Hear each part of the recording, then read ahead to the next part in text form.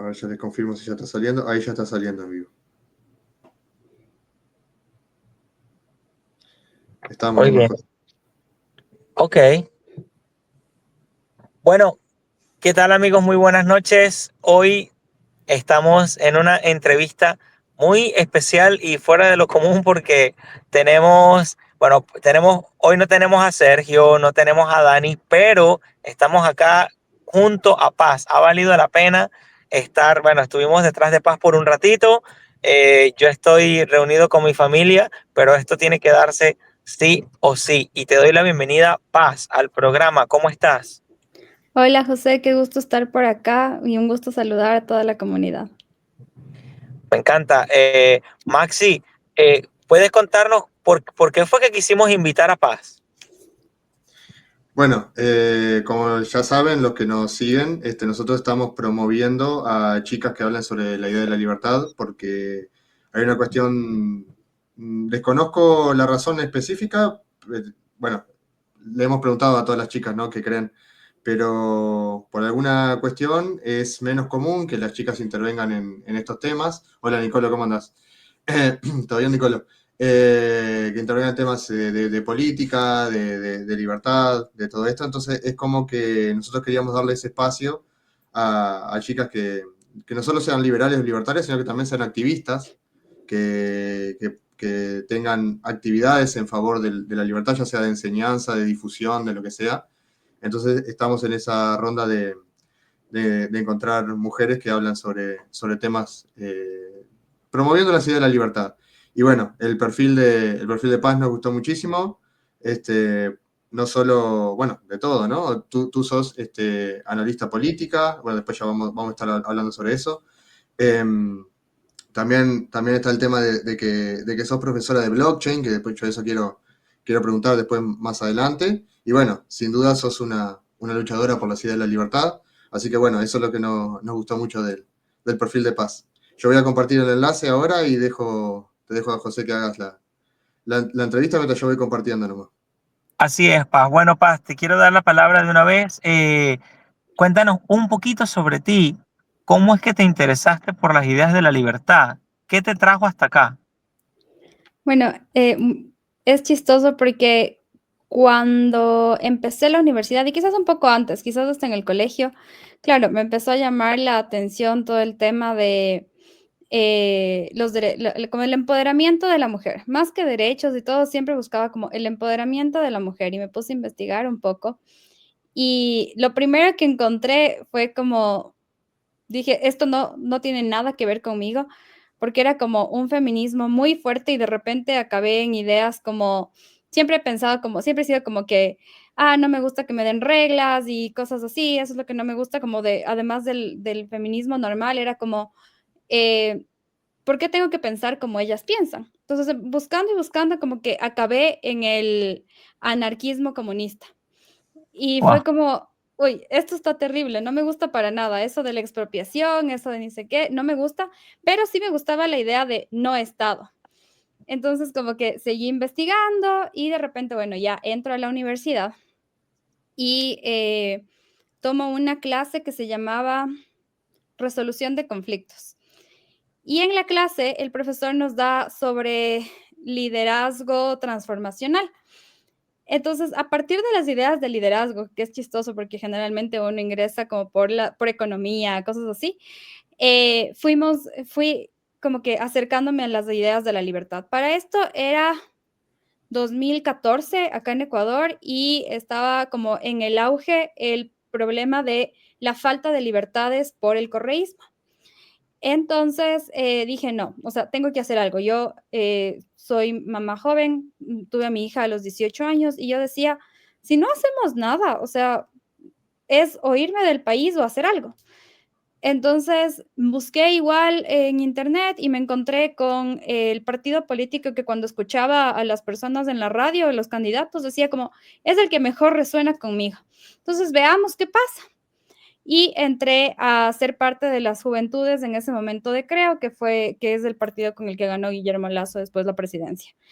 y entro en las juventudes y empiezo a ver, y claro, al final yo sentí que no resonó conmigo tanto lo político como tal, me gustaba mucho más el activismo, pero ahí le puse un nombre a estas ideas que me resonaban en la cabeza, que era el tema, o sea, todo lo que había visto de no Estado, de más libertades, de liderazgos transformacionales, que es básicamente tomar la iniciativa.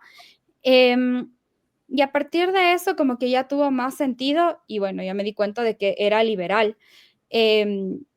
era liberal bastante, bastante anarcocapitalista en el inicio y después ya con la carrera y el análisis y todo, creo que he llegado a un liberalismo clásico en el tiempo.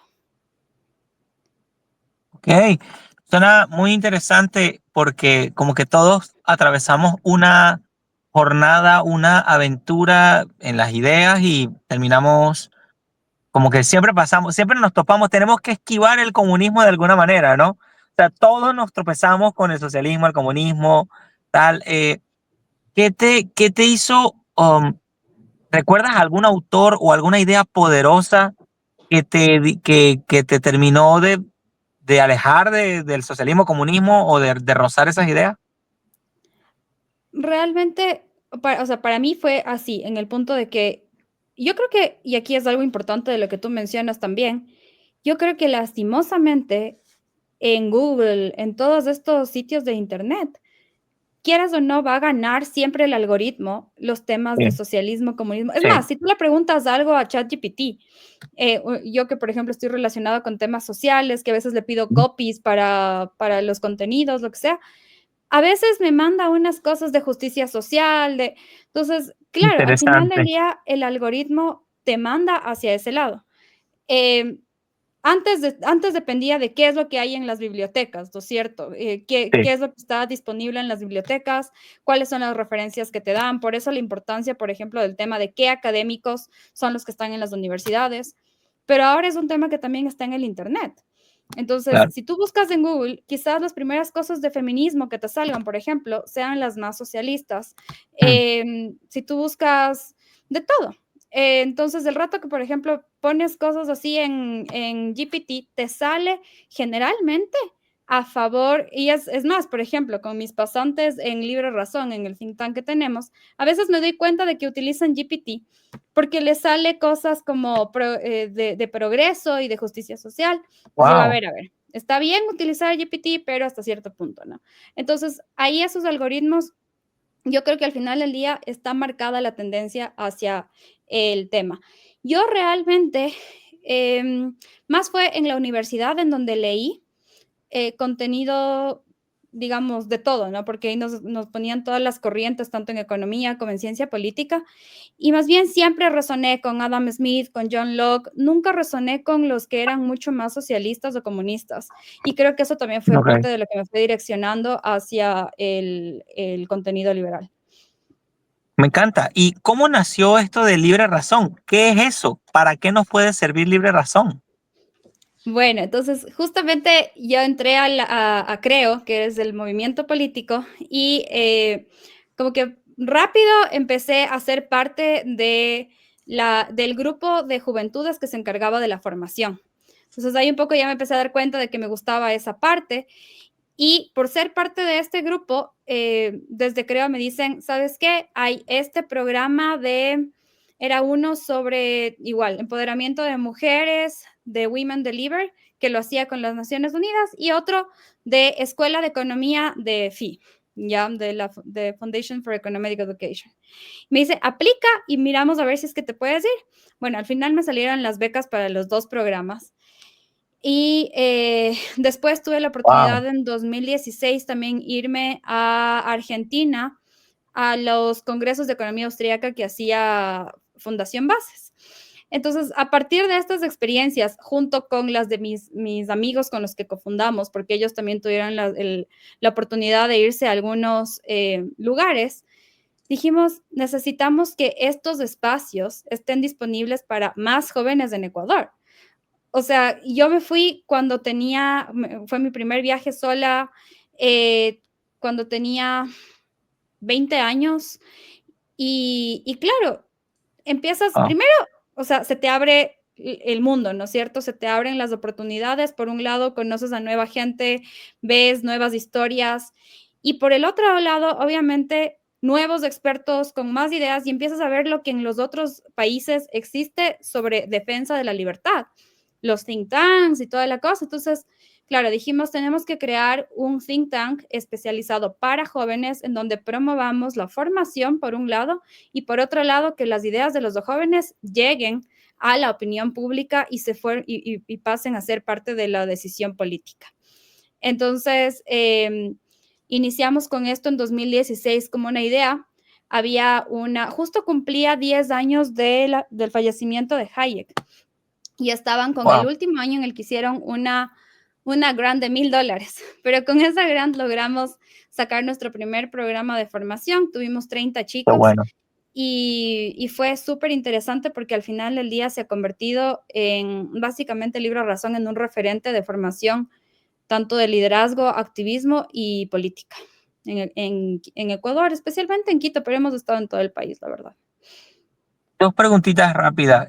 ¿Cómo ves que le ha cambiado la vida a los jóvenes o en cuál ha sido el impacto positivo o la influencia positiva en los jóvenes, en los muchachos, que hayas notado un antes y un después, ¿no? Y por consecuencia o por rebote, ¿cómo está siendo recibido o cómo está, qué efecto crees que, qué acogida tiene Libre Razón en la sociedad ecuatoriana desde tu opinión? A ver, 2 temas ahí. Nosotros sí hacemos formación para jóvenes que ya son liberales, pero nos enfocamos mucho también en llegar al no convencido. Ya, porque yo creo que muchas veces nos quedamos en sí, yo soy liberal y sí, yo también, yo creo que la libertad es esto, sí, te aplaudo, porque todos entendemos el mismo idioma. Pero creo que el impacto real está en llegar a quienes no han tenido la oportunidad de acercarse a las ideas porque no están en ese entorno, porque GPT les da la otra respuesta, ¿no es cierto? Entonces, al final del día, sí tratamos de llegar a otras personas. ¿Cómo lo hemos hecho? Buscando enfoques diferentes. Entonces, por ejemplo, nuestro primer programa se llamaba Liberty Rail y lo enfocábamos en cosas puntuales. Por ejemplo, cómo los jóvenes pueden crear más oportunidades para ellos mismos, porque en un país en donde hay mucho desempleo, especialmente para la población joven, si no emprendes, si no te buscas un trabajo remoto, si no, no sé, muchas cosas, pues entonces te quedas en la narrativa de que, no tengo empleo, no puedo salir, no puedo cumplir mis sueños, me voy del país. Entonces, después hicimos uno enfocado en mujeres también, y así, jugábamos como distintos temas. Después empezamos a hacer formación política, y en la formación política se vuelve mucho más grave decir como, vamos a ser liberales. Pero empezamos a hacerlo o sea, yo creo que algo esencial para el liberalismo es, por ejemplo, tener análisis crítico. Entonces dábamos temas de democracia, principios de democracia enfocados en los más liberales, ¿no es cierto? Estado de Derecho, independencia de poderes, todo eso. Y en tema económico, por ejemplo, ok, ¿cómo haces un presupuesto del Estado? ¿O cómo haces una ley? Generalmente sin causarle más costos al Estado, porque entonces esa ley va a ser insostenible y va a quedar en el papel y no se va a cumplir. Entonces, son formas diferentes de decir, no expandas del Estado, no agrandes del Estado, porque el rato que dices eso en una población como la ecuatoriana y en muchos casos bastantes países de Latinoamérica, básicamente les estás diciendo no hay educación, no hay salud, no hay cultura, porque la gente lo entiende así. Entonces vas por el otro lado o sea, un gobierno que se compromete a muchas cosas posiblemente no las va a cumplir. Y para poder cumplirlas tenemos que empezar desde un tamaño más pequeño. Entonces, a partir de eso, nosotros hemos logrado que, bueno, ahora ya son 800 jóvenes en el país que hemos formado. Y casos puntuales que me preguntabas. Yo creo que en principio también hemos visto justamente el hecho de que la gente se anime a actuar. Tuvimos un caso súper bonito, entre varios que hemos tenido, de una chica que tuvo el primer programa de formación con nosotros en 2021, cuando fuimos la primera organización en hacer un programa presencial después de la pandemia. Wow. Y hicimos unas entrevistas para la selección y esta chica estudiaba medicina, era parte de Pachacutic, que es del movimiento indígena, y hacía temas de empoderamiento de mujeres. Y ella me decía, y una de las preguntas que nosotros hacíamos era, ¿quieres participar en alguna candidatura en las próximas elecciones seccionales o nacionales? Y ella me decía, no, todavía soy muy pequeña, pero me contaba que hacía cosas interesantes en la comunidad de ella. Entonces, bueno, fue al programa y terminó el programa y logró ya un puesto de liderazgo dentro de las juventudes del movimiento. Después de eso, 3 años después, más o menos, fue candidata a viceprefecta, que es como la autoridad provincial, ¿ya? Y con muchas posibilidades de ganar, quedaron como el segundo partido, porque justamente ahí hay bastante comunidad indígena. Y claro, en todo este proceso, un año después de ella se salió del partido, porque en todo este proceso un día se acercó a mí y me dijo, Paz, creo que voy a renunciar al partido, porque no aceptan, o sea, como que no aceptan que una joven, que no es como en la posición jerárquica que tiene ese movimiento, que una joven mujer esté liderando estas cosas. Wow. Qué Entonces, mal. yo le decía, a ver, primero como trata de generar cambio desde adentro. ¿Por qué no planteas un curso de formación interno? Básate en los principios del partido, pero nosotros te damos una mano con expertos, lo que necesites. Y empezó a hacerlo, empezó a lograrlo y bueno, al final del día, porque las autoridades del partido cambiaron, otra vez se volvió muy jerárquico y ahora lidera desde su organización, tiene una organización que sigue haciendo temas comunitarios, pero al final del día es dar el pasito, porque yo creo que obviamente si es que nos quedamos entre los 5 que manejan la política, entre los 5 que deciden, no llegan nuevas ideas, no llegan nuevos liderazgos y no llega la gente que va a analizar críticamente las cosas, que yo creo que es como la primera puerta que tú tienes que abrir para luego sí que las ideas de la libertad tengan un siguiente paso. Eso, por otro lado, hemos tenido chicos que empiezan a llegar ya a puestos de decisión y claro, aunque sea, te llegan con la semillita de la idea de que si es que lo único que hago es generar más gasto público, posiblemente ni siquiera se cumpla. Y eso yo ya creo que es un avance bastante grande, especialmente en nuestros países en donde el socialismo ha socavado tanto que es muy complicado de un día al otro decir como las cosas van a ser diferentes. Wow. Bueno, me encanta lo que has sembrado y he visto los frutos de... Se está cortando, José. Ahora sí, mejor. Se te corta un poquito. A ver ahí, a ver, habla. Tal vez sin video. Ahora. Ahí creo que sí. A ver, habla. Ahora. Sí, creo que sí. Escucha medio cortado igual. Bueno. No sé si cambiaste de posición, cambiaste de lugar, capaz que llega menos el internet ahí, ¿puede ser?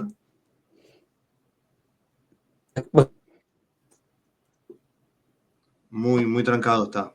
Fíjate si podés volver al lugar donde estabas. A ver ahí, bro. ¿Ahora? Ahí sí. Ahí sí. ¿Me escuchas mejor? Sí. Bueno, ok. Me alegra mucho ver que has sembrado y has logrado ver los frutos de lo que has hecho, bueno, que han hecho todos ustedes. Y bueno, eso me emociona mucho. Y quiero preguntarte finalmente sobre la figura del empresario. ¿Cuál consideras que es la figura del empresario en todo esto de las ideas de la libertad? ¿Y de qué manera lo conciben ustedes en el think tank? Yo creo que es crucial, porque, por ejemplo, de lo que hemos visto nosotros acá en Ecuador, cuando el empresario se deslinda de como la realidad nacional, se dedica solo como a sus temas, también se genera esa desconfianza desde la población. Y al final del día, ¿qué empiezas a tener? La posibilidad de que, por ejemplo, acá en Ecuador actualmente 9 de cada 10 empleados son del sector privado. Pero aún así, está súper instaurada la idea de que el empresario es un mal empleador, de que el empresario busca robar con los productos que vende, con los servicios que genera. Y al final del día, si es que cuando existe en cambio esa articulación, esa mayor presencia del empresario en otros espacios, se empieza a ver diferente. Y es algo que ha pasado acá en Ecuador y que se están viendo ya nuevos resultados de cuando, por ejemplo, los bancos que tenían, por la dolarización y todo lo que pasó acá, hubo un feriado bancario, tenían muy mala confianza por parte de la ciudadanía hacia los bancos. ¿Y qué han tenido que hacer los bancos? Pasarse a hacer programas sociales de educación, o sea, cambiarse de sector totalmente para poder mostrar esa nueva cara. Entonces, ¿a qué voy con esto? Si es que el empresario entiende de mejor idea que las ideas que resuenan con lo que hace son las liberales, también se conecta más con la sociedad de mejor forma. Porque, ¿qué tenemos ahora, actualmente los empresarios? Que desde el otro día, por ejemplo, fui a unas charlas TEDx acá, que era muy basado en el cambio climático y dice qué, y son empresarios que te hablan de memoria qué son los factores ESG, sin entender la lógica y sin saber que al final del día les puede perjudicar eso si es que solo se lo da con más gobierno, ¿no es cierto? Pero que están utilizando la narrativa porque les toca utilizar la narrativa para poder formar parte de este programa. Entonces, yo creo que si el empresario se conectara más con las ideas de la libertad o los liberales haríamos más también desde la empresarialidad, no solo quedarnos en las ideas, sino dar respuestas de mercado, podríamos ver ese impulso adicional que no es solo las soluciones que el mercado ya nos da, que son obviamente muy favorables para el desarrollo, la innovación de mercado es la que nos permite desarrollarnos, sino que también podríamos ver ese asentamiento de las ideas para nosotros como sociedad en los distintos países, defender la innovación de mercado, defender el libre mercado, porque al final del día logramos entender que existe esa conexión y que al final del día el empresario no es nada más que una persona que busca mejorar el bienestar de las personas, ¿no es cierto? O las distintas necesidades. Bueno, me parece fantástico y oye, ya quisiera yo que hubiera muchas más organizaciones de esas por todos lados. De verdad que pienso que, bueno, sabes que este espacio es de colaboración para todas las personas que, bueno, aman la libertad y queremos hacer esta plataforma pues lo más abierta posible y que también sea un espacio, al menos digital, que una a todas, bueno, a tantos países como de hecho lo hemos venido haciendo. Yo considero que hay que seguir promoviendo las ideas y la figura del empresario también porque, ah, como dices, es quien asume los riesgos y es quien se la juega con sus propios recursos. Entonces, bueno, siempre nos gusta preguntar esto porque también es como la alternativa o la salida es el antipolítico, el político es el antiempresario y así, ¿no? Eh, bueno, eso, bueno, por mi lado creo que eso es todo. Eh, yo sé que Maxi tiene varias preguntas preparadas y pues nada, yo te cedo la palabra ya, Maxi. Muy bien, impecable, muchas gracias, José. Bueno, Paz, la verdad que, bueno, primero felicitaciones por el activismo y sobre eso quiero hacer mi primera pregunta porque es algo que me gusta mucho preguntar a todos los invitados, que es sobre la motivación, ¿no? Porque no es algo fácil. Requiere tiempo, requiere dedicación, requiere responsabilidades, o sea, te suma responsabilidades. Y estás expuesto a la crítica también, ¿verdad? No es algo que tenga costo cero, y sin embargo uno lo hace la mayoría de las veces por amor, porque la mayoría de los que estamos en esto no ganamos un peso por hacer esto. El que lo hace perfecto, me alegro un montón, pero la mayoría no ganamos nada más allá de lo que nos satisface promover las ideas que creemos correctas, ¿verdad? Lo que uno cree correcto. En tu caso, ¿qué es lo que te motiva a no solamente conocer este tipo de ideas, ¿no? Para ser más libres a las personas, sino también ser un activista, ¿no? Difundir esas ideas, porque es un paso bastante más grande, ¿no? No solo conocer algo, sino decir, bueno, no solo lo conozco, sino que también quiero compartir este conocimiento con todos los riesgos que lleva a compartirlo, ¿no? De hecho, sí, en mi caso ha sido incluso por el tema de que he estudiado ciencias políticas y relaciones internacionales, incluso ha sido una decisión en muchas instancias de decir a qué me quiero dedicar. De veces que podía haber mandado mi perfil, qué sé yo, a Naciones Unidas para intentar un trabajo súper top no sé, o sea, te van a pagar bien, vas a viajar, qué sé yo, o decir, a ver, yo creo en lo que hace Naciones Unidas o no creo, debería estar ahí o no debería estar ahí, y al final del día quedarte en donde realmente te apasiona. Entonces, por un lado, yo creo que generalmente las personas que defendemos las ideas de la libertad tenemos una pasión por esto y eso se convierte ya en una primera motivación. Cuando las personas que defendemos las ideas de la libertad además vivimos bajo esos principios y los implementamos en nuestra vida diaria con quizás esas cosas que a veces no podemos transmitir, pero que efectivamente las hacemos nosotros, se convierte también en decir, si yo he podido salir, por ejemplo, a mí las ideas de la libertad al final del día creo que fueron la razón por la que me pude ir abriendo oportunidades. Empecé a trabajar a mi segundo año de universidad de forma remoto con mi hija en la casa, era lo más chévere que podía pasar en ese momento. Y creo que al vivir esas experiencias y saber que yo me podía abrir las puertas sin esperar, a mí me decían, como madre soltera tienes chance de buscarte una beca en el municipio, en ni sé qué.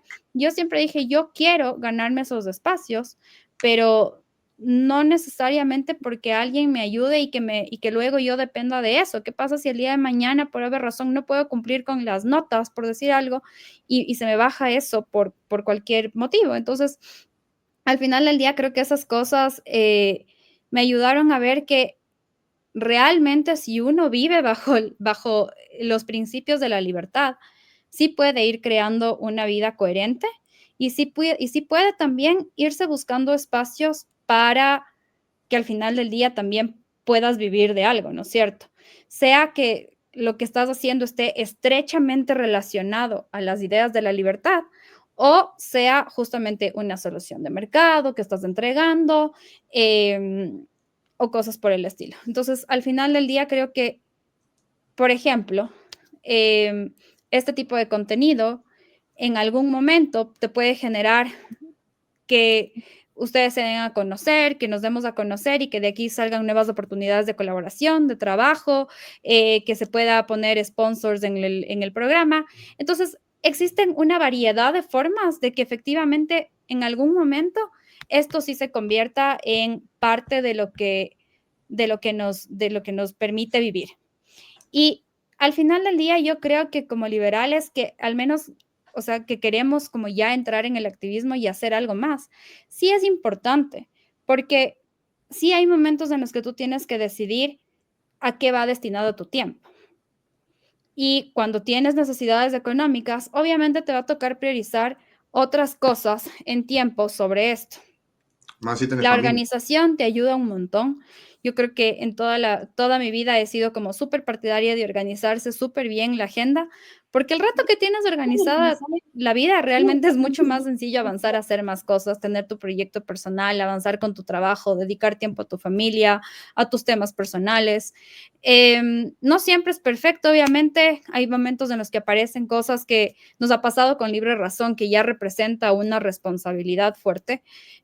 Nos ha pasado que hay momentos que en la vida privada de un cofundador pasa algo y pues, ok, tenemos que saber y entender que esa persona no vamos a poder estar ahí al 100%, pero estamos los otros. Creo que lo bueno y lo lindo de las ideas de la libertad es que se forman amistades muy fuertes y eso también obviamente se puede volver en, a veces no eres solo socio, no eres solo colaborador, sino también eres amigo. Y eso te ayuda también a tener esta como colaboración que el día de mañana, si es que algo pasa con el uno, el otro puede estar ahí para sobrellevar. Entonces creo que en el activismo sí es importante hacerlo en grupo, con la persona que creas, que creas que valgan la pena, porque al final del día eso te ayuda también a tener relevos. Eso de ahí yo creo que ahora que el Internet y las redes sociales son algo tan crucial también, al final del día, todos los que hacemos activismo y las ideas de la libertad tenemos la posibilidad de impulsar nuestras marcas personales, que se puede volver también otra fuente de nuevas oportunidades y asimismo llegar con las ideas de una forma como que tú eres la persona que hace esto y defiendes esto y estás llegando a nuevas personas casi como un influencer, pero al final del día están ahí. Y o sea, yo creo que estas herramientas se tienen que utilizar a favor de la libertad. Y al final, y esto te va a permitir que a largo plazo, porque muchas veces nos pasa que, qué sé yo, estudiantes por la libertad, ¿no es cierto? ¿Cuál es el problema de Estudiantes por la Libertad? Yo también pasé en algún momento por Estudiantes por la Libertad.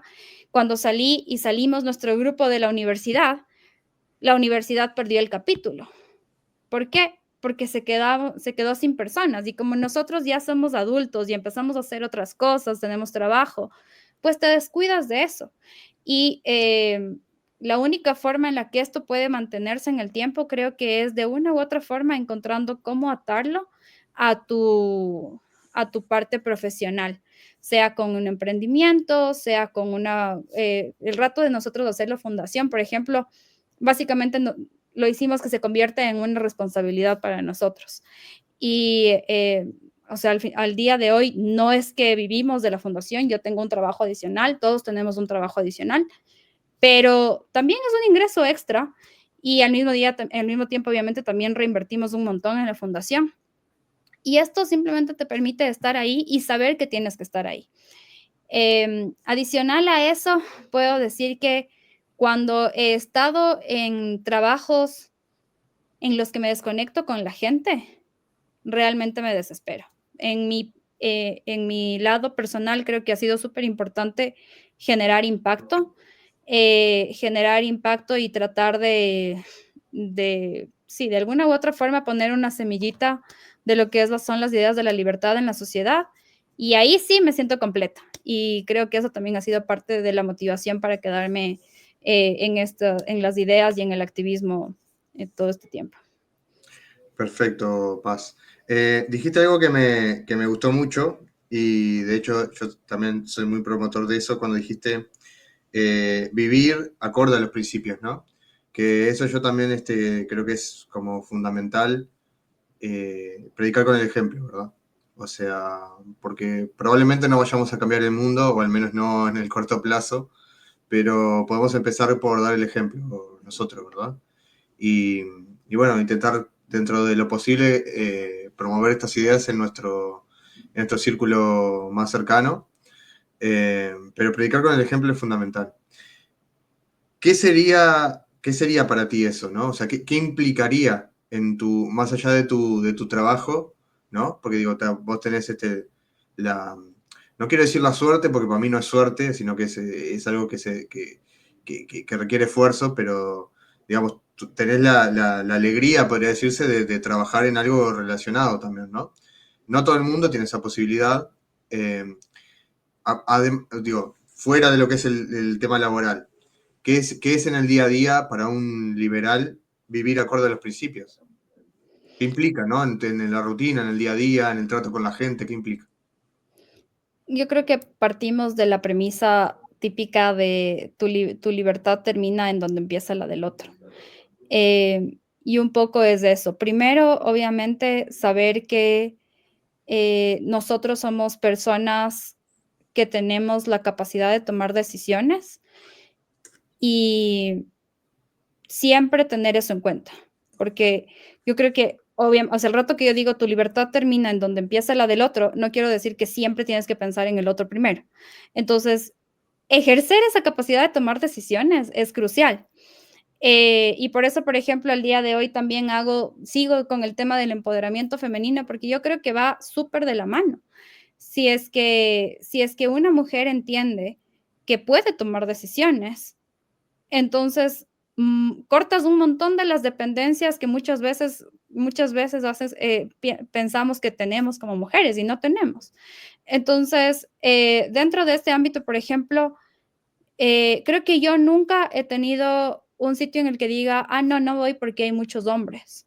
Más bien he estado en política, he estado en temas de liberalismo, he estado en temas de blockchain y tecnología, en donde generalmente son espacios donde existen más hombres.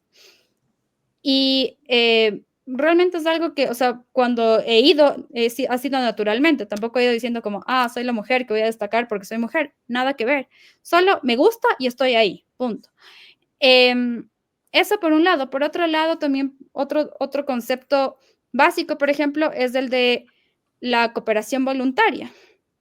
Entonces, cooperación voluntaria, ¿qué significa? Que entiendo que la otra persona puede tener intereses y si logramos que esos intereses como sean comunes y logramos acuerdos y logramos construir a partir de esos acuerdos, creo que fue parte de cómo se formó la fundación, por ejemplo, de cómo he hecho mis relaciones personales.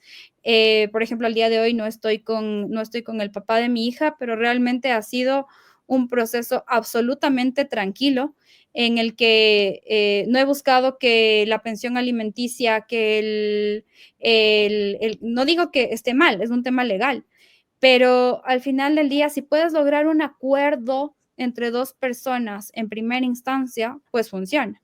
Si es que obviamente ya tenemos el siguiente paso, que es cuando no funcionan los acuerdos, existe un Estado que te da libertad, seguridad y protección básica al que puedes acudir.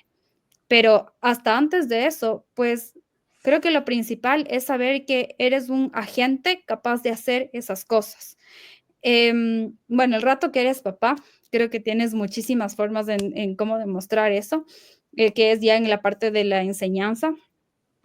Y algo que yo he visto, por ejemplo, en mi hija, es que el rato de hacer las cosas como, por ejemplo, en un niño tú no le das como todas las decisiones, porque obviamente todavía no tiene ese criterio desarrollado, pero cuando es pequeño tú le dices, ¿qué quieres desayunar? ¿Cereal o huevo revuelto? Y solo esa capacidad de que ella pueda decidir entre dos cosas, ¿qué te quieres poner? ¿Una blusa rosada o una blusa azul? Ya te va dando ese discernimiento y les va convirtiendo en niños que entienden que tienen la capacidad de decidir. Y que si el día de mañana viene el Estado y te dice, no puedes hacer esto, van a decir por qué, si yo sí tengo la capacidad de decidir. Entonces, son cosas como básicas, pero al final del día yo he visto los resultados ya en la crianza, en la que veo que realmente, o sea, a mi hija no le convencerían las ideas del comunismo y no porque le he lavado el cerebro, sino porque se ha criado a partir de otro paradigma, otras perspectivas, etcétera. Entonces, creo que son como esos datos y ya, digamos, en temas ciudadanía, nosotros, si bien decimos que no superregulación, sí decimos reglas claras y sí decimos una convivencia, como decimos otra vez, ¿no es cierto? La libertad del uno y la libertad del otro. Entonces, no está mal reciclar, no está mal respetar las reglas de tránsito, no está mal ser buen ciudadano, buen vecino. Creo que todos esos detalles adicionales también forman parte de que si queremos tener una comunidad en la que no necesitamos que alguien nos controle y nos diga cómo son las cosas, entonces tomemos la iniciativa y hagámoslo. Y creo que también esto de tomar la iniciativa es algo que es muy liberal y que si también nosotros podríamos difundirlos más desde ese lado, incluso tendríamos como más pegue con la sociedad.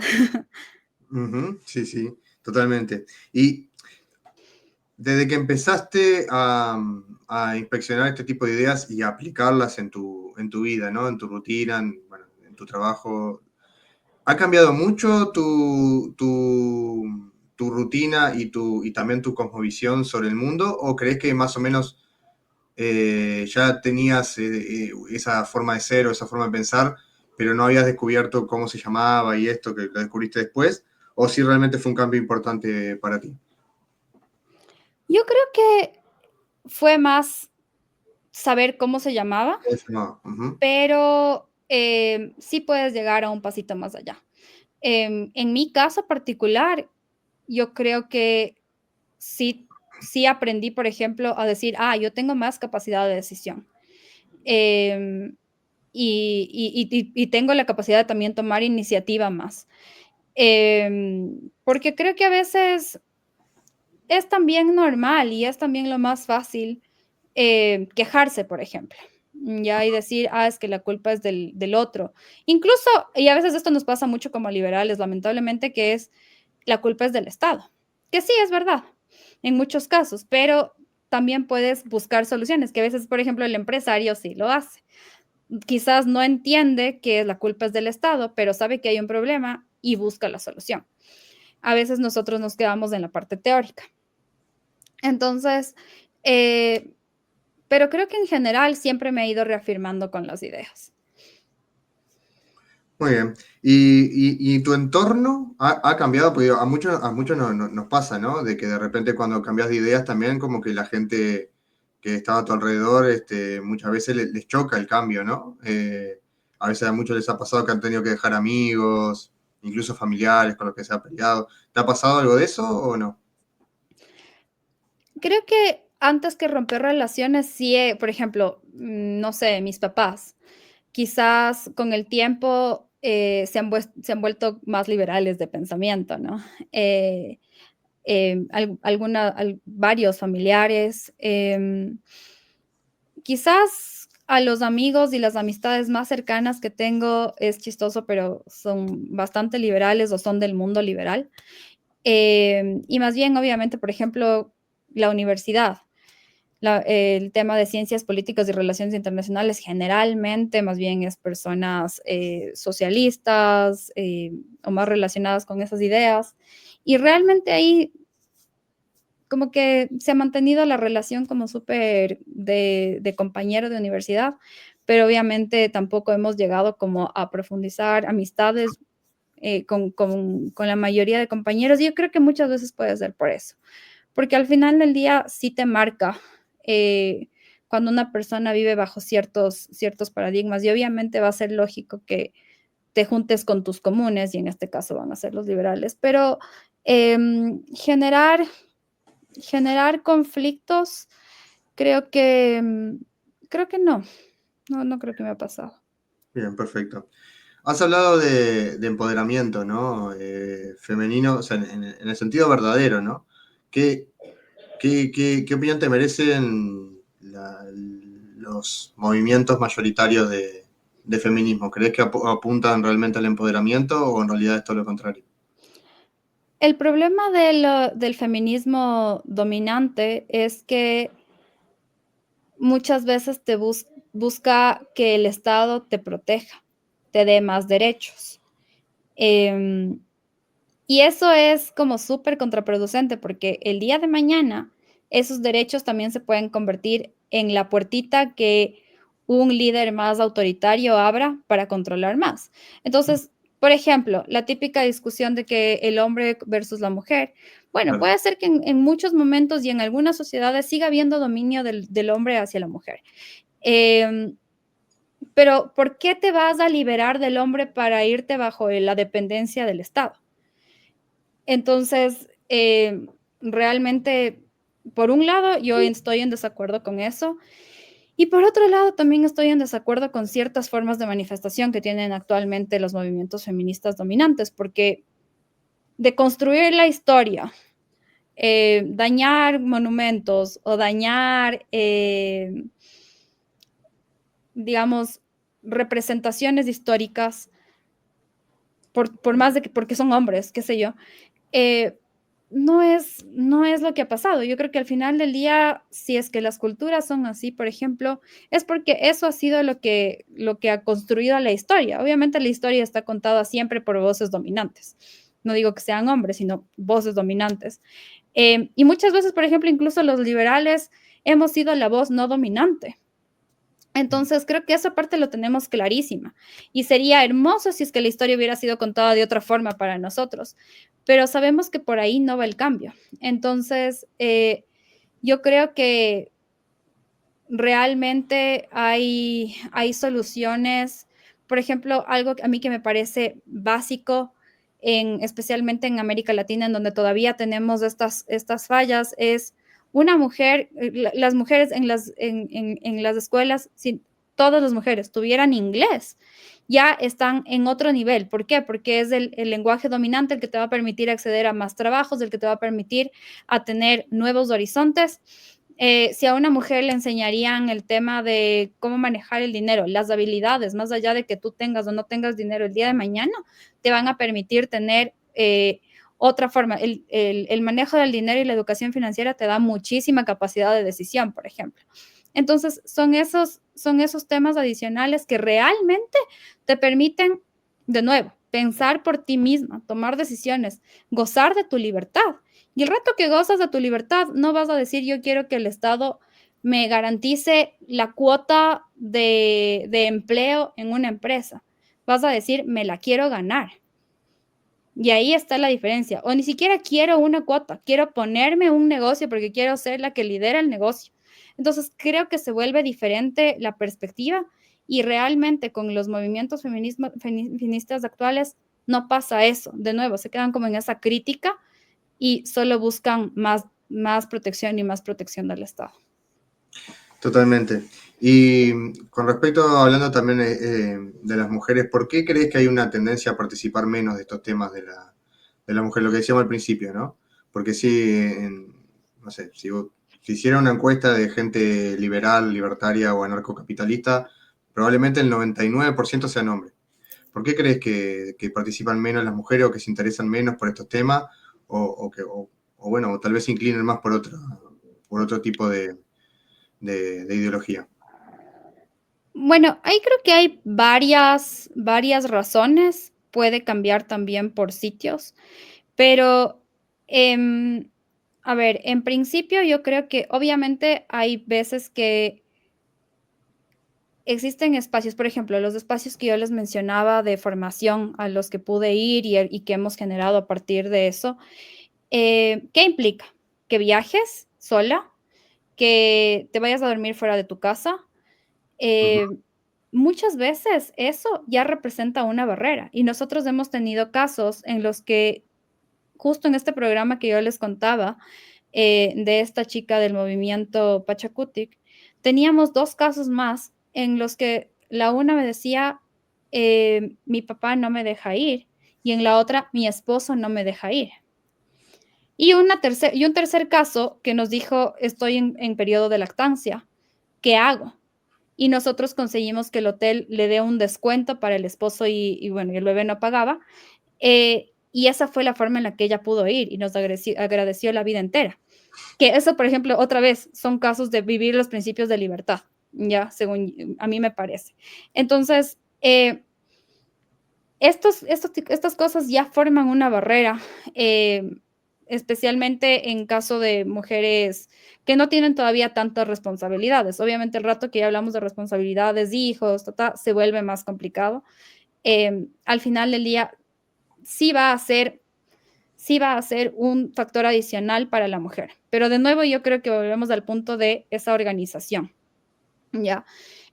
Segundo, las horas. Muchas veces, y también depende de los espacios, pero muchas veces si es que hacemos muy de noche, puede ser más complicado para la mujer también. Y generalmente los eventos, al menos acá pasa así, los eventos son quizás en la noche para que ya las personas salgan de las universidades, de los trabajos, pero si es que es inseguro, cómo te vas y todos esos problemas también se vuelven complicado para la mujer en algunos casos. En otros casos, sí, efectivamente, yo creo que también puede ser que el, es como, ahí sí puede ser un poco cultural, lamento decirlo así, porque no me encanta solo decir que el feminismo tiene un tema cultural, pero sí en el sentido de que, o sea, si vas a la universidad, por ejemplo, ya está, o sea, ya vas a ser diferente como mujer porque ya estás superando a la anterior generación que quizás no se graduó de la universidad.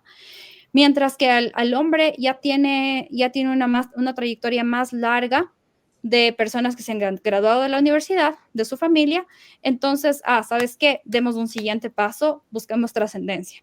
Porque al final del día esto es casi como la pirámide de las necesidades que te enseñan en psicología y te dicen, exacto, y que te dicen que tienen que empezar desde las necesidades más básicas a las más altas. Y esto es por personas y también es por generaciones. Entonces creo que cuando estás en entornos que en donde estas cosas ya se han visto más, es más sencillo que las personas lo hagan. Mientras que cuando estás en entornos en donde eres la primera que vas a la universidad, entonces ya estás generando, y está súper bien, ya estás generando trascendencia en tu entorno.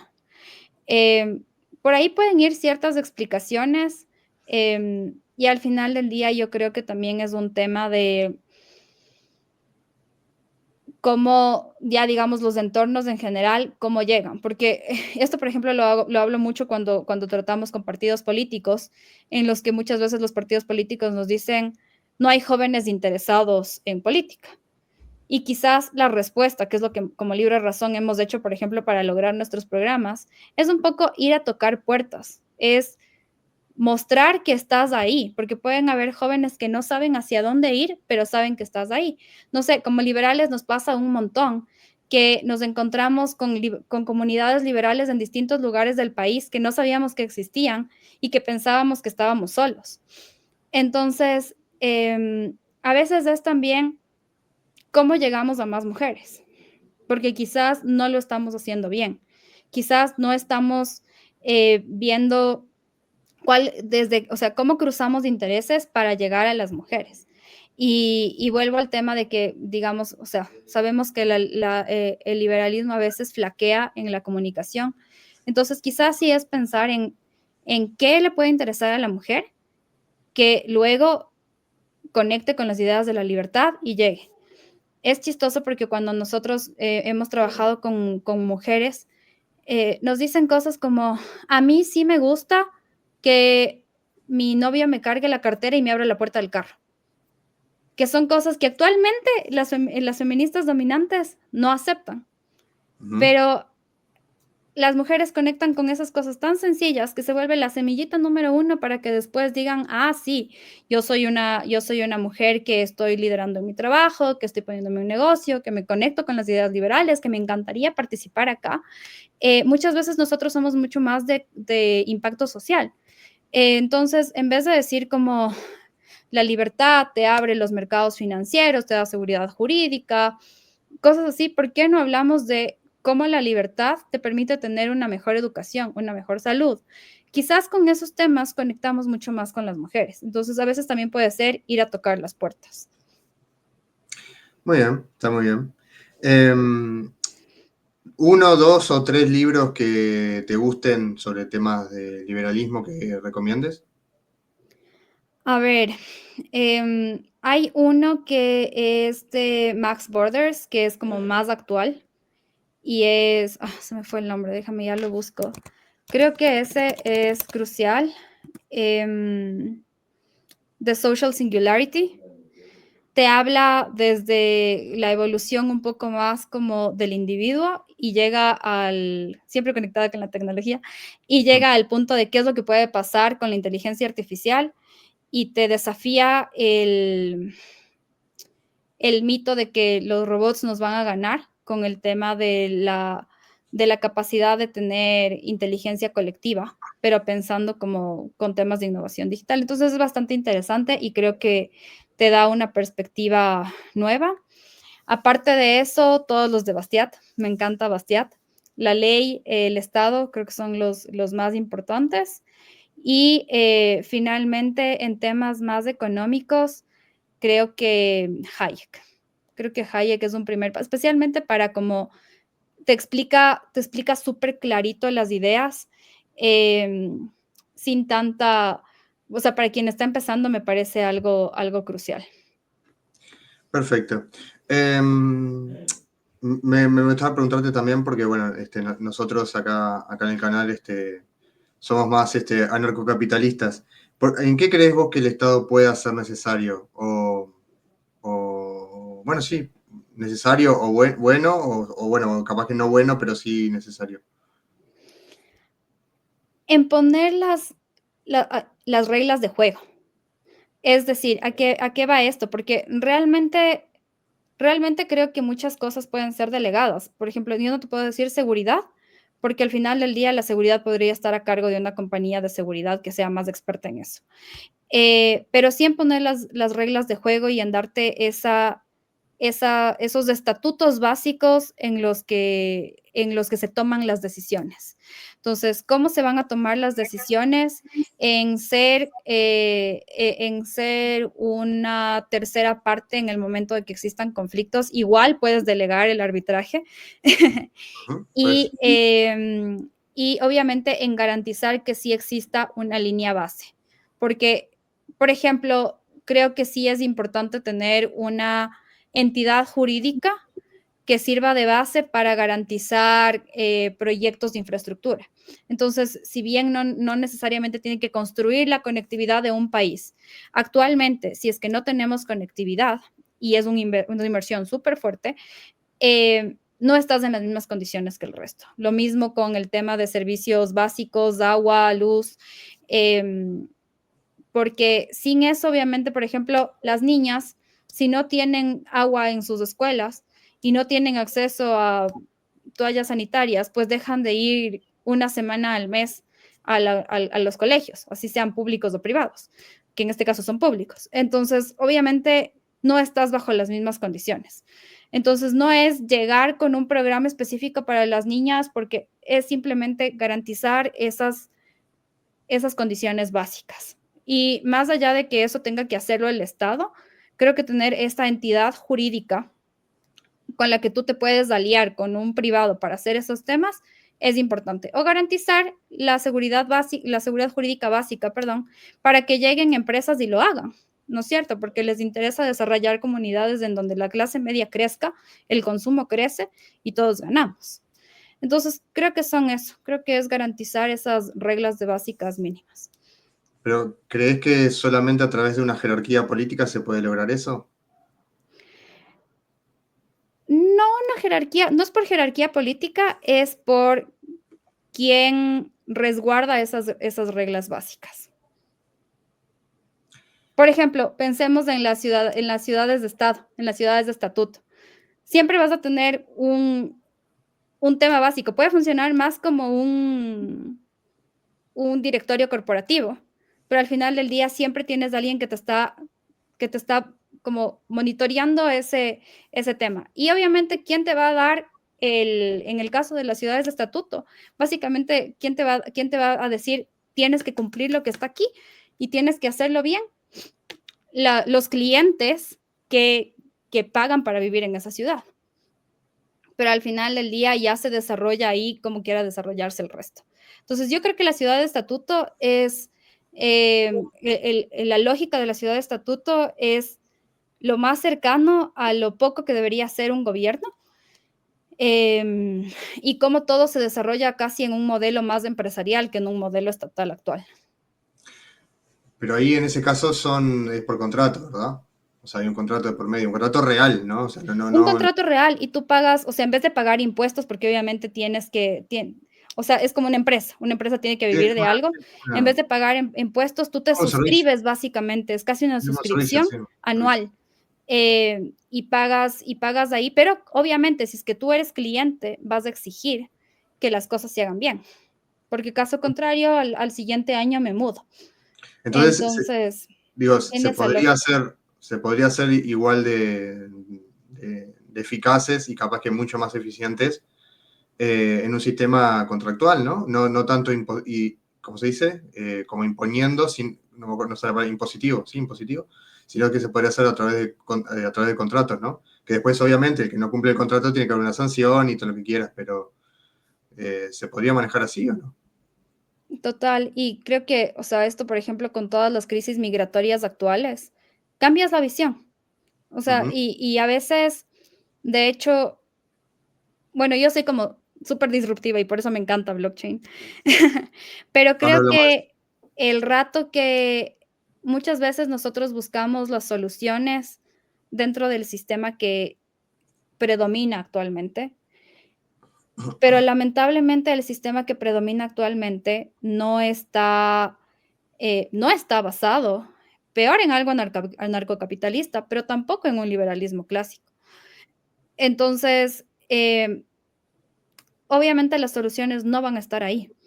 ¿Qué es lo que pasa en muchos lugares en América Latina actualmente? Para buscar mayor inversión extranjera, tú generas regímenes legales clientelistas que te dicen, te doy incentivo de impuestos por esto, te doy incentivo de impuestos por esto, pero al final del día igual estás favoreciendo a unos y perjudicando a otros. El Sí, rato que le das la vuelta al 100% a esto, logras realmente encontrar las soluciones más acordes a nuestras ideas. Entonces, por ejemplo, con las crisis migratorias actuales, no es solo abre fronteras, porque obviamente existen muchísimos problemas actuales que tenemos que como poner los pies sobre la tierra y decir, con estos problemas actuales sería súper duro abrir fronteras y esperar que las cosas se solucionen, porque existen muchos incentivos adversos. Por ejemplo, las remesas al final del día te permiten mantener las dictaduras, porque si la plata no se produce en ese país, entonces no me quejo. Mientras me llegue la plata de afuera, estoy tranquilo.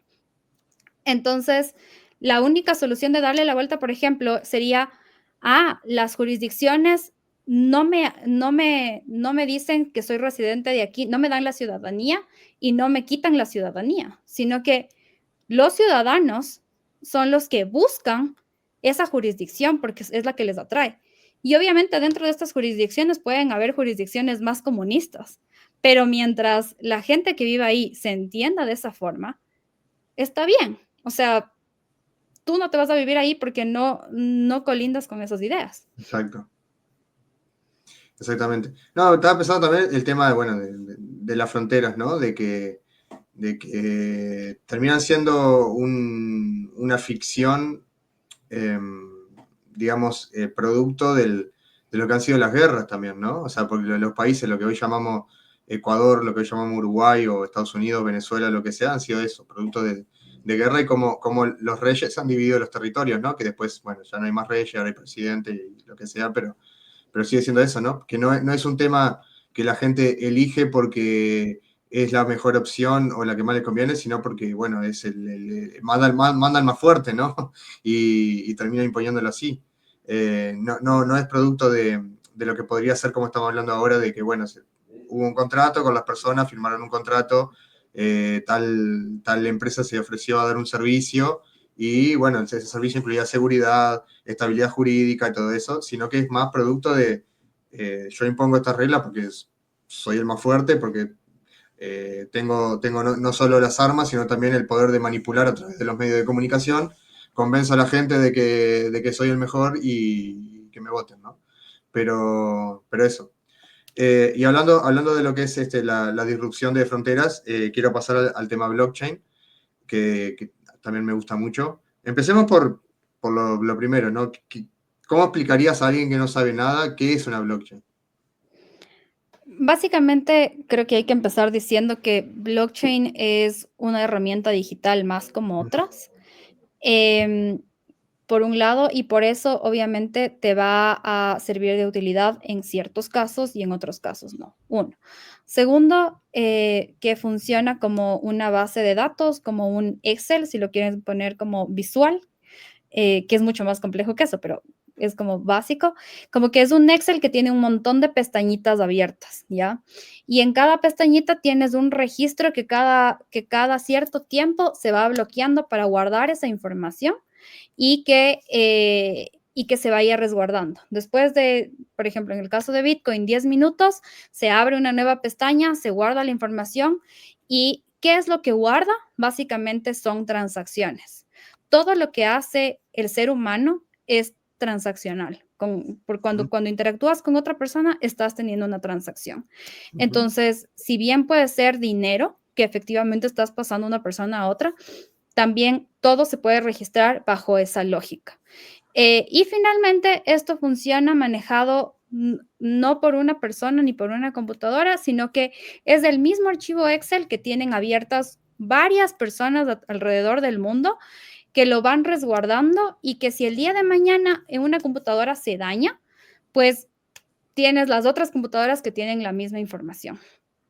Y de esa forma se hace mucho más difícil que se pierda la información, que se manipule la información, porque si quieres cambiar algo, tendrías que cambiar la información en la computadora de todas esas personas.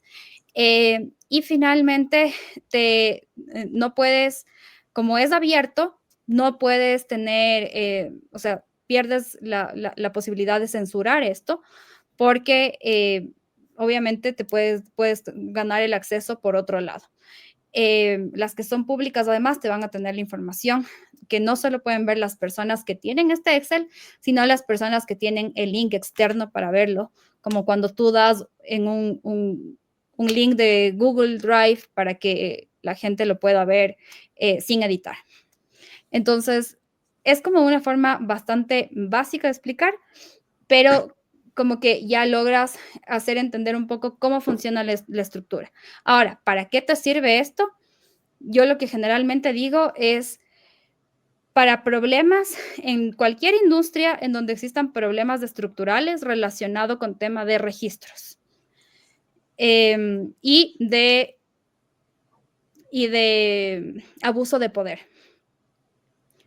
Porque obviamente blockchain te va a descentralizar el poder de la información y le va a dar eso digamos, a la comunidad entera que tiene este poder. Entonces, a partir de eso puedes ver registros, el mismo estado, el registro civil, el registro de propiedad, el registro de las finanzas públicas, la logística. Toda la logística usa mucho blockchain y todo es registro. El registro de cómo fue por un puerto, por otro, cómo llegó, el nivel de frío que tenían que tener los productos, ¿qué otra cosa? El tema de, bueno, la misma, como el mismo dinero y cómo esto ha afectado al Banco Central y a los bancos, ¿no es cierto? El tema de las criptomonedas. Entonces, en todo lado tú vas a encontrar en donde existen estos problemas, blockchain tiene una solución. Y también otra cuestión importante de blockchain es que generalmente funciona mejor en donde existe una comunidad amplia. ¿Por qué? Porque mientras mayor descentralización, mayor lógica de uso para descentralizar el poder y solucionar el problema que cuando es una persona lidiando con algún problema. En ese caso, posiblemente blockchain no sea la solución. ¿Qué funciones que hoy cumple el Estado, ¿no? Podrían ser sustituidas a través de una blockchain, ¿no? Se me ocurre, por ejemplo, el registro de propiedades, ¿no? Porque bueno, hoy la propiedad te la asigna el Estado, básicamente, ¿no? O sea, vos para registrar, no sé, un coche, un vehículo, una casa, un edificio, lo que sea, ¿qué es lo que llamás un escribano o un abogado? Depende del país. Acá se le dice escribano, ¿no? No sé en otros países cómo es. Pero el escribano lo que hace básicamente es registrar la propiedad ante el Estado, ¿no?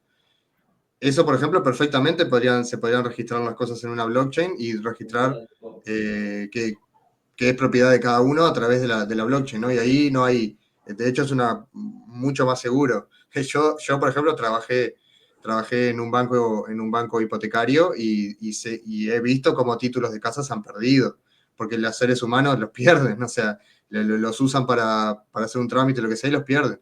Entonces, en cambio, en la blockchain puede quedar ese registro y no perderse nunca, a menos que, no sé, que pase una catástrofe mundial, y aún si pasara, con que una sola persona tenga el registro guardado, se puede recuperar después. Entonces, en ese sentido, en el registro de propiedades, creo que se podría perfectamente sustituir a ese ente que es el que hoy nos dice qué cosa es de quién, ¿no? ¿Qué más? ¿En qué otros casos podría ser de utilidad para la gente? y que vaya sustituyendo la tecnología de a poco al Estado.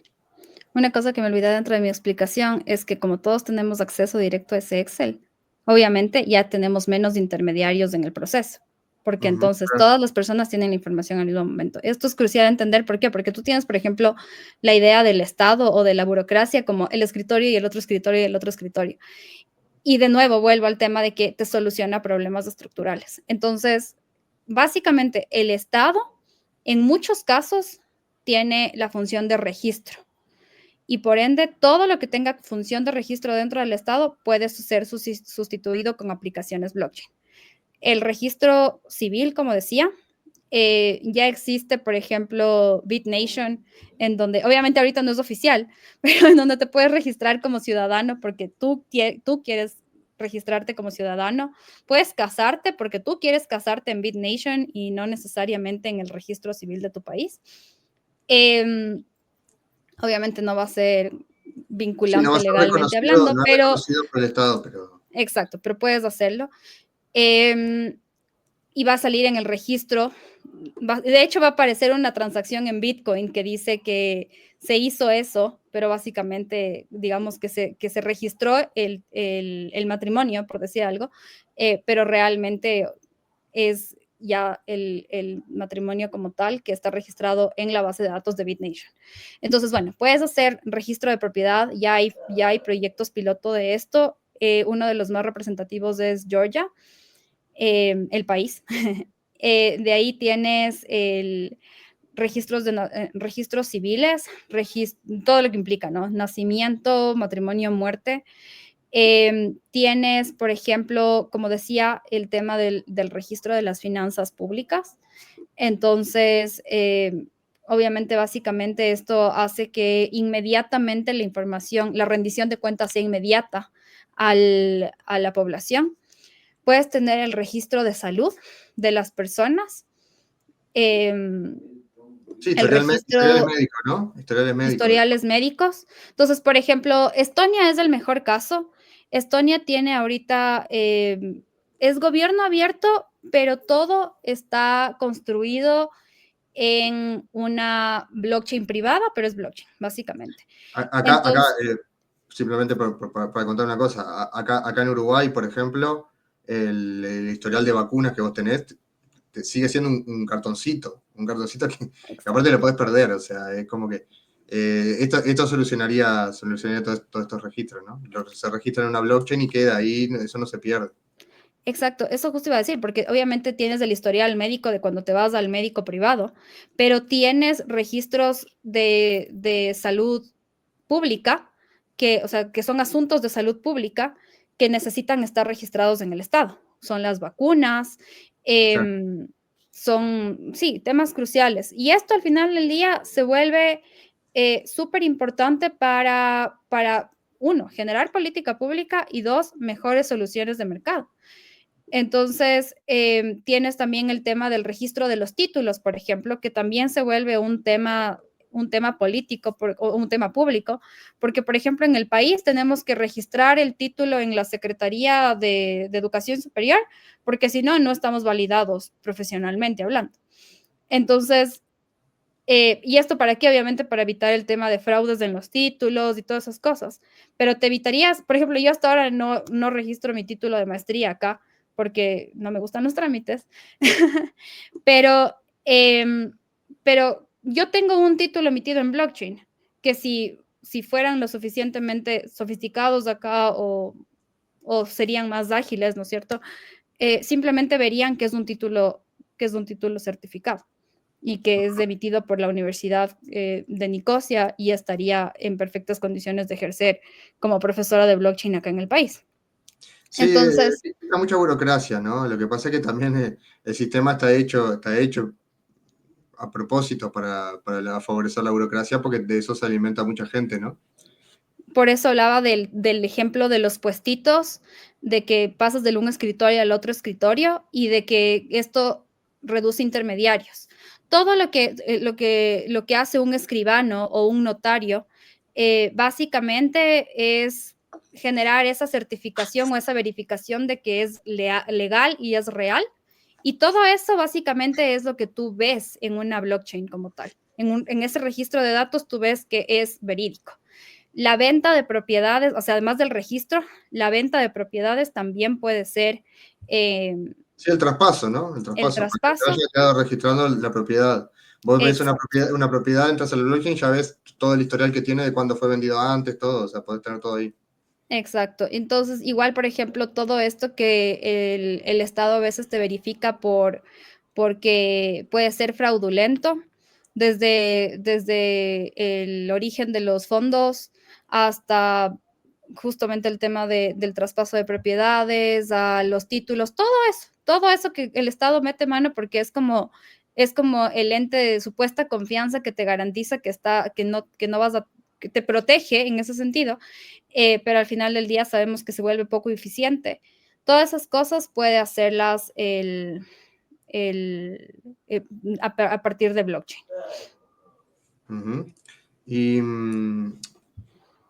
digamos, claro, sí, tiene también, como bien dijiste, la ventaja de la descentralización, porque no hay, bueno, blockchain en realidad es un tema muy amplio y puede haber blockchain que son privadas, que Privadas, hacen alguna públicas. empresa específica y lo que sea, ¿no? Pero cuando hablamos de blockchain públicas como la de Bitcoin, Ethereum o así, que son como que no hay una persona o una empresa detrás manejándolo, sino que es como que necesita la validación de la comunidad, como quien dice, porque son la gente que está detrás de los nodos, la que, la que aporta el hash power, ¿no? En caso de que sea proof of work y todo esto.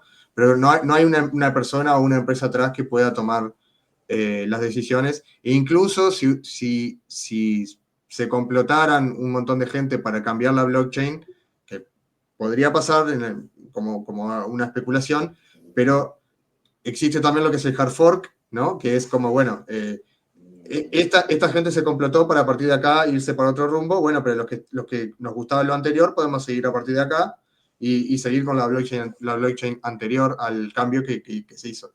Entonces, es como que permite una seguridad y una descentralización que no se había visto antes. Por eso es una tecnología que yo creo que es muy disruptiva y no se le ha usado todo el potencial todavía, porque bueno, evidentemente con lo buena inversión que es Bitcoin, porque bueno, empezó valiendo nada y ahora ya vale creo que $118.000 un Bitcoin, entonces claro, la gente se queda uso esto para ganar dinero, ¿no? O sea, como inversión, ¿no? Que está bien, está perfecto, no estoy diciendo que esté mal, está perfecto, yo también lo he hecho. Con Bitcoin y después, claro, con otras monedas que salen después, como que se busca el lado económico, ¿no? A ver, invertir acá para ganar dinero, a ver si esta moneda crece, tiene más demanda, crece su precio, entonces yo me puedo hacer millonario con esta moneda. Es lo que la gente se ha interesado en eso, que es totalmente válido, pero con eso también se ha perdido un poco la utilidad real que tienen las blockchain, ¿verdad? Que tienen muchísima, muchísima utilidad para el registro de propiedades, bueno, ahora no me imagino también con el tema de la inteligencia artificial que está avanzando a pasos agigantados, ¿no? Que a mí me sorprende a veces las cosas que puede hacer una inteligencia artificial hoy en día, que hasta hace unos años atrás no existía, sí existía el concepto, pero no era lo mismo, ¿no? Era otra cosa totalmente diferente. Hoy en día, yo, por ejemplo, la IA de Grok, la IA de Twitter, hasta entiende los memes, o sea, vos le das un meme, una imagen de un meme y te lo entiende y te lo explica. Y dice como que, wow. Entonces, todo eso, ¿no? Mezclado con la blockchain y la inteligencia artificial, la cantidad de progreso que podríamos tener si no hubiera ciertas entidades que nos estuvieran trancando todo, ¿no? A través de regulaciones, impuestos y un montón de cosas que ya sabemos, pero es como a veces hasta inimaginable lo que se puede. Yo he visto a veces el tema que yo con temas biológicos y médicos no entiendo nada, pero a veces veo los reels que me salen en Instagram de avances médicos que se han hecho gracias a la inteligencia artificial, que es como, wow, o sea, es como, no sé, por ejemplo, el otro día estaba viendo uno que detectaba un tipo de cáncer con una fiabilidad del 99,26%, o sea, era como que impresionante, ¿no? Entonces, Y Y de hecho ahí en lo que dices, y me había olvidado, es el tema de la seguridad que tiene, ¿no? O sea, justamente por ser descentralizado, blockchain te da esa seguridad de resguardar tus datos. Y por el hecho de que existe, como también es descentralizado y tienes esta comunidad que te maneja y te verifica, se vuelve súper complicado que se cambien esos datos. Ahí es en donde entra lo del hard fork y todo, pero por eso también está basada en teoría de juegos y te da como un incentivo económico. Entonces, si es que tú eres deshonesto con la comunidad en la que estás, básicamente tú también vas a perder dinero. O, claro, Claro, inversión, así sea en energía con el hash power, igual es dinero. Entonces, a partir de eso, por ejemplo, es impresionante porque me había olvidado, por ejemplo, las licitaciones públicas también pueden hacerlas todo basado en blockchain y con la trazabilidad de blockchain y eso también, o sea, como también puedes quitar un montón de temas de corrupción. Pero básicamente con el tema de tanto salud como ciudades, el rato que conectas inteligencia elecciones se podrían artificial con el Internet de las cosas el registro de y elecciones también blockchain, lo podrían hacer si quisieran con eso, ¿no? Y entonces generas, por ejemplo, las ciudades inteligentes automatizadas, que además está súper bien resguardada la información, que creo que ha sido un riesgo con el tema de las ciudades inteligentes antes, porque obviamente si tú entregas toda esa información, ¿qué puede pasar esa información? Puede ser hackeable, puede ser todos estos temas. Pero, por ejemplo, Estonia, que te mencionaba como el ejemplo mayor ahorita, eh, es también el referente actual de Estado que maneja mejor la ciberseguridad. Y los documentos más importantes y confidenciales de OTAN están resguardados ahí. Entonces, ese es el nivel de seguridad que tiene los registros y la base de datos de Estonia. Y con eso tú te puedes dar cuenta de que efectivamente, entonces ahora ya es posible. Ese riesgo que tenía las ciudades inteligentes ya no tiene. Entonces, por un lado, el Internet de las Cosas te permite colectar un montón de información. Esa información se va a la blockchain y se queda bien resguardada. Y por el otro lado, la inteligencia artificial te genera análisis de datos masivos y Ujú. tienes mejor política pública.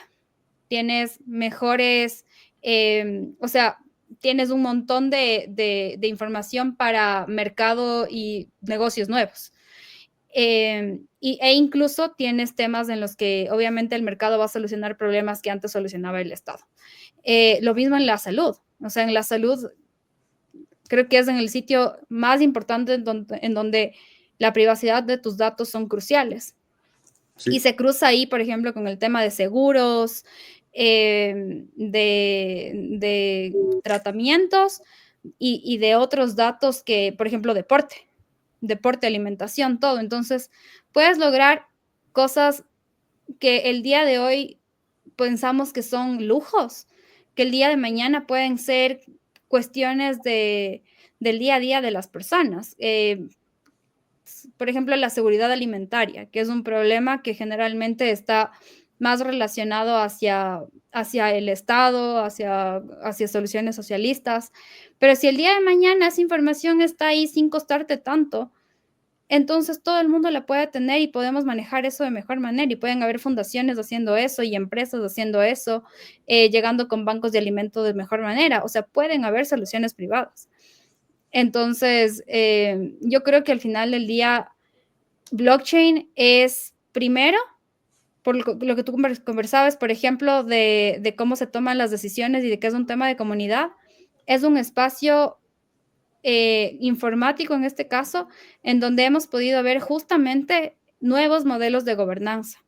Y por Bitcoin, por cómo empezó Bitcoin, como algo que buscaba apartarse del Estado, son modelos de gobernanza que generalmente son más tipo privado, empresarial y comunitario.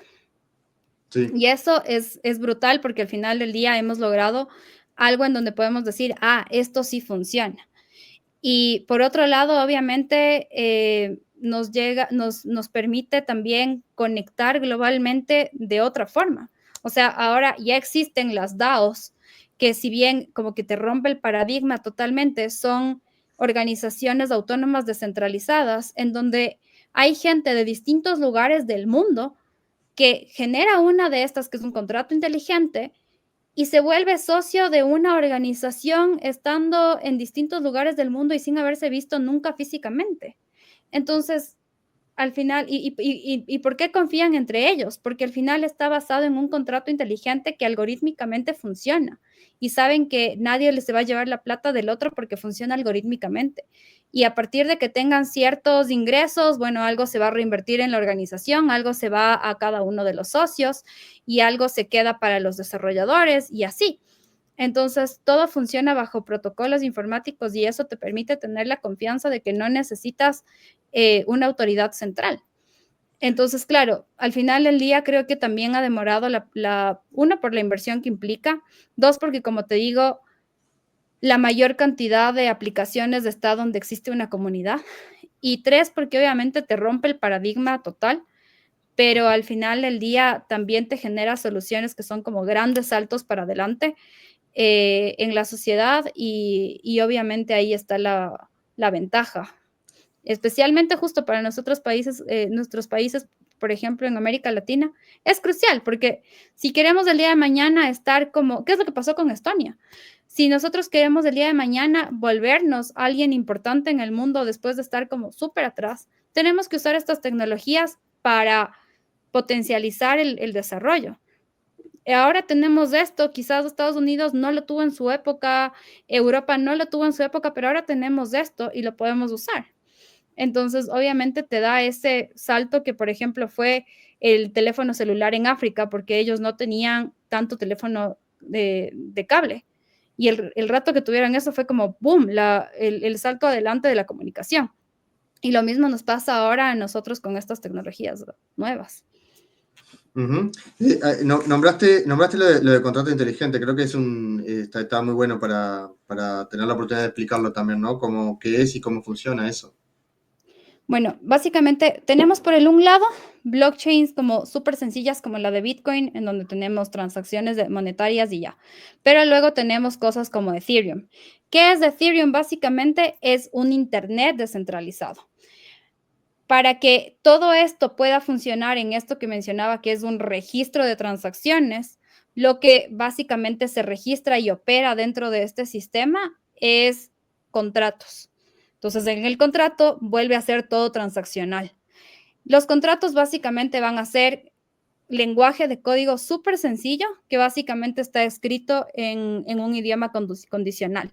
Entonces te dice, si existe esta acción, entonces va a suceder esta acción. Claro. Y se van conectando estas cadenitas de código basadas en lenguaje condicional y suceden las cosas. Entonces, por ejemplo, si esto es digamos, una bastante sencilla, pero puede ser una de una billetera multifirma, que es en donde tú tienes tus criptomonedas almacenadas, pero necesitas 2 o más firmas para que pueda darse el pago. Entonces, ahí sería, si se firma con esta dirección correcta, más se firma con una de estas 2 direcciones correctas, entonces se realiza la transacción. Así en cosas más complejas. Siempre van a ser como cadenas. Realmente no es un contrato inteligente. Son varios contratos inteligentes entrelazados cuando se dan más cosas. Y esta es la forma en la que básicamente se arman, o sea, así como funciona el código y nosotros vemos una página web y no sabemos qué está atrás. Lo mismo sucede en Ethereum o en las otras blockchains que ya manejan esto. Con las aplicaciones. Entonces, atrás de las aplicaciones existen todos estos contratos inteligentes que básicamente son el programa de código, los archivos de código que van a lograr que se puedan hacer interacciones que sean funcionales dentro de las blockchains. Muy bien. También estaba pensando por ejemplo, las empresas públicas, no públicas en el sentido estatal, sino como se le llaman en Estados Las Unidos. que tienen acciones. Las que tienen acciones, ¿verdad? En Estados Unidos se le llaman así, ¿verdad? Se llama empresa pública a la CSA, la Sociedad Anónima. Que podrían perfectamente registrar los movimientos de la empresa a través de la blockchain, cosa que ahí queda todo registrado en los movimientos, y lo que le da a los inversores mucha seguridad también, ¿no? que hoy no la tenés, hoy no sabés qué es lo que hace la empresa De hecho, sí, eso se llama tokenización. Y la tokenización básica, o sea, un token básicamente es la representación digital de un activo digital o físico. Entonces, tú puedes generar un token por una empresa o puedes generar muchos tokens por una empresa. Y básicamente, si es que generas muchos tokens por una empresa, básicamente serían las acciones, ¿no es cierto? Entonces, básicamente estás haciendo una representación de cada acción. Si es que haces por una empresa, por una entidad, por un carro, entonces sería el token, la representación digital de un carro, por ejemplo, ¿ya? Entonces, el rato que haces eso, además, de nuevo, se vuelve más sencillo. ¿Qué es lo que está pasando? De hecho, ya existen, por ejemplo, para temas inmobiliarios. Entonces, tú puedes invertir en Nueva York, en, en, digamos, bienes inmuebles en Nueva York. un inmueble, incluso invertir poco, ¿no? Por ejemplo, no sé, Exacto. $50. Puedes invertir $1,000, incluso menos. Creo que hay como tokens desde menos, pero básicamente son porciones de un bien inmueble en Nueva Claro, York. exacto. Entonces, te democratiza además la inversión. Y si es que estás en un país en donde invertir en el sistema de valores, no existe mercado de capitales o es malo, como tú dices, las sociedades anónimas realmente no publican bien su información, pues te da mucho más seguridad hacer esto que no hacerlo. Y obviamente aquí sí es importante decir también que igual siempre es importante revisar bien, no porque te dicen blockchain o porque está en blockchain, ya va a ser seguro, ¿no? Siempre hay que revisar especialmente en qué blockchain está ese token. Hemos hablado de Bitcoin y Ethereum por ser más descentralizadas, son las más seguras. Las que se usan menos, obviamente van a ser las menos o las más privadas, van a ser más inseguras en tema de mantener la información sin poder manipularla, pero ahí generalmente tiene otros fines. Entonces, eso es súper importante, obviamente, porque por eso también, obviamente, y esa puede ser otra razón por la que ha demorado la adopción, también han habido fraudes y algo súper importante en el tema de blockchain cuando se lo utilice ya en la vida real es que efectivamente exista un caso de uso súper fuerte. Por eso es como si no existe, por qué sé yo, los monitos que fueron estos NFTs, que básicamente Sí, eran sí. tokens, que fue una inversión, bastante en el metaverso, eran monitos que tú podías luego entrar al metaverso de estos monitos. El rato de que no existe algo real, algo de peso atrás. Obviamente esta fue una inversión que creció porque la gente metió capital, pero ahí quedó. Sí, sí, sí. Entonces, ¿por qué pasa eso? Porque no está respaldado en un caso de uso real atrás.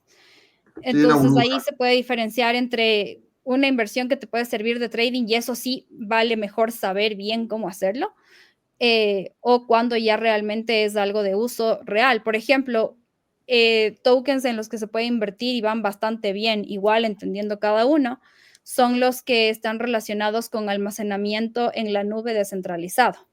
¿Por qué? Porque cada vez hay más personas que buscan almacenar sus documentos en la nube y Apple, iCloud, Google, todos estos se han vuelto tan caros o te exigen más cosas y ahora te dan menos espacio en la nube, que la gente se va a lo descentralizado y es una de las adopciones más grandes que ha tenido en los últimos años la blockchain. Entonces te da esa seguridad, otra vez desde un registro, entonces te da esa seguridad de que existe un caso de uso real, que la gente va a seguir adoptando más y entonces puedes decir, invierto, pero siempre entendiendo súper bien. Lo de las finanzas también es un súper buen caso, pero hay que entender bien y eso sí vale la pena explicar para que justamente hay que estar resguardados. Totalmente. Por último, Paz, decime, porque vi ahí en tu perfil que sos profesora de blockchain. ¿Es un curso específico de blockchain o es un curso general en el que se da blockchain? Y si es un curso específico, ¿cuánto cuesta para una persona hacer un curso en dólares, más o menos, para que se entienda a nivel internacional? Soy profesora de blockchain en el Instituto Tecnológico Autónomo de México. Es un curso que se da para especialización, o sea, Esa es la puede tomarlo especialización. cualquiera, no se necesita una experiencia. Está muy enfocado a empresarios, pero muchas veces también tenemos gente que está en bancos. Entonces tenemos como esos dos frentes, como la parte financiera y la parte de aplicaciones empresariales. Eh, este es, digamos, lo damos 2 veces en el año y es virtual. Entonces, por más de que sea de México, todo el mundo puede acceder. ¿Mm? Este curso, si sales con una titulación reconocida por la universidad, entonces tiene un costo de $1,000, más o menos. Son 27 horas de formación. Eso varía porque como está en pesos mexicanos, igual puede ser que a veces está más, a veces está menos, pero desde que doy el curso ha estado entre 800 a 1,000.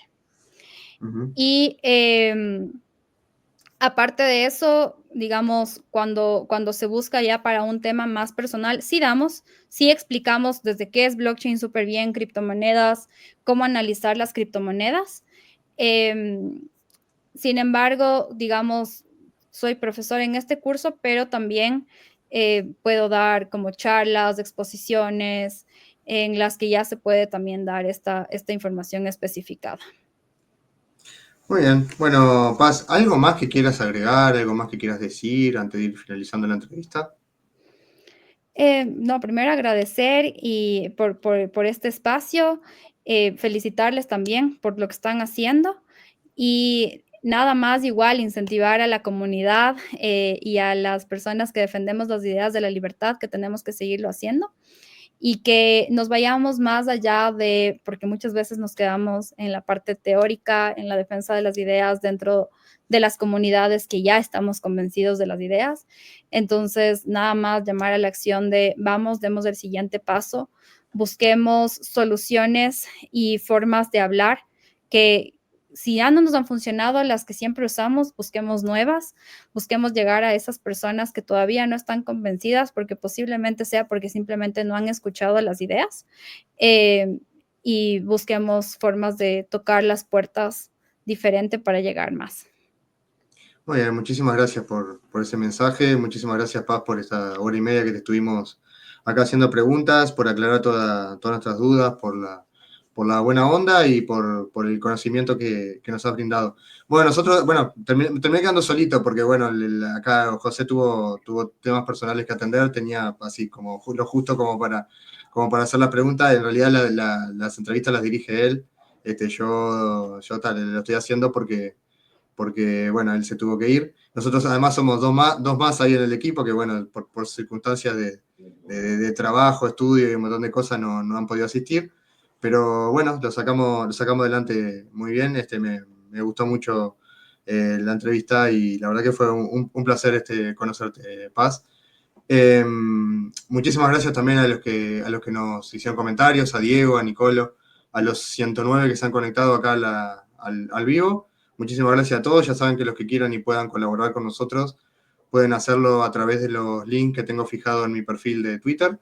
Así que bueno, muchísimas gracias una vez más a todos y nos estamos viendo la próxima. Gracias. Gracias, hasta Chau, luego. chau.